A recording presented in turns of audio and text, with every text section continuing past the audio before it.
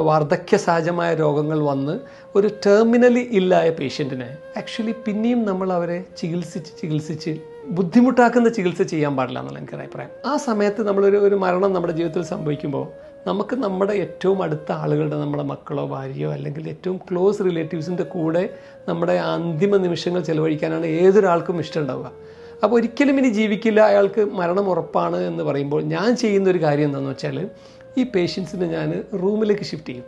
കാരണം ഇന്നത്തെ കാലത്ത് മരണം ഒരിക്കലും റൂമിലോ വീട്ടിലോ നടക്കാറില്ല.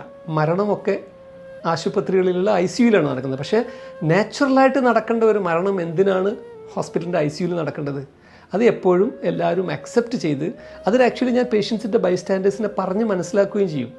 വളരെ ബാഡായിട്ടുള്ള കേസ് ആ പേഷ്യൻറ്റിനെ ICUയിലേക്ക് ഷിഫ്റ്റ് ചെയ്ത് അവിടെ നിന്ന് മറ്റുള്ളവരില്ലാതെ ഈ നഴ്സസിൻ്റെയും മറ്റ് മെഡിക്കൽ പ്രൊഫഷണൽസിൻ്റെ നടുവിലിരുന്ന് മരിക്കുന്നതിനേക്കാളും ആ ഒരു ആത്മാവിന് ഒരു പക്ഷേ നന്നാവുക സ്വന്തം റിലേറ്റീവ്സിൻ്റെ കൂടെ നിന്ന് സമാധാനത്തോടുള്ള വേണം. അതാണ് എനിക്കൊരു ഇമ്പോർട്ടൻ്റ് ആയിട്ടുള്ള ഈ ഒരു മെഡിക്കൽ പ്രൊഫഷനിൽ ഡോക്ടേഴ്സിനും മാത്രമല്ല ഈ രോഗികളോടും രോഗികളുടെ റിലേറ്റീവ്സിനോടും പറയാനുള്ളത്. ചില സമയം വരും മെഡിക്കൽ പ്രൊഫഷൻസിന് ഇനി ചെയ്യാൻ പറ്റാത്ത ഒരു നിമിഷം വരുമല്ലോ. ആ നിമിഷം വരുമ്പോൾ നമ്മൾ പിന്നെ ഒരു എൻഡ് ഓഫ് ലൈഫ് കെയർ എന്നാണ് അതിന് പറയുക. അത് എത്ര നന്നാക്കി കൊടുക്കാൻ പറ്റണം എന്നുള്ളത് കൂടി ഡോക്ടേഴ്സും ഇന്നത്തെ ഹെൽത്ത് കെയർ സിസ്റ്റമും അതേപോലെ രോഗികളുടെ റിലേറ്റീവ്സും ചിന്തിക്കേണ്ടതുണ്ട് എന്നൊരു മെസ്സേജ് എനിക്ക് പബ്ലിക്കിനോട് പറയാനുണ്ട്.